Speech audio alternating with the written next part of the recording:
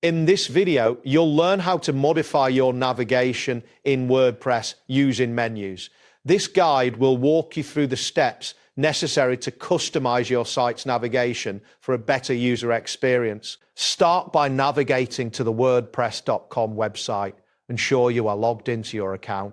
If prompted, enter your credentials to access your dashboard. Once logged in, you should see the main dashboard interface displayed clearly. Next, locate the Sites option in the menu on the left side of the screen. Click on Sites to view a list of all the sites associated with your account. This list will help you identify which site you want to modify. After that, select the site for which you want to modify the navigation. You can recognize your sites by their titles or descriptions. Once you select the site, you may see a confirmation message or a loading indicator as the new site information is retrieved. Once this appears, look for the Finish Setup button on your screen.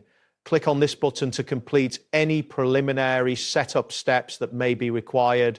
This action ensures that your site is ready for further modifications. Following that, you will see a Close button after finishing the setup. Click on this to exit the setup screen. Exiting correctly will take you back to the main editing interface where you can access additional customization options. Next, find the plus icon on the editing interface. This icon is typically located in a toolbar or menu. Clicking on this icon will allow you to add new elements to your site, including navigation items. Then, click on the search option that appears after you click the plus icon. This search function enables you to find specific elements quickly. It is essential for navigating through many options available in the editor. Type in navigation into the search bar.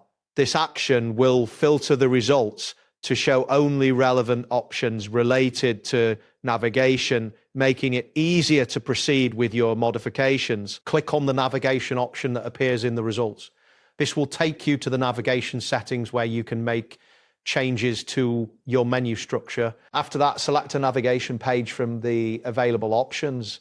This selection allows you to edit existing navigation items or create new links as needed. Next, click on the link you wish to edit or choose to add an external link.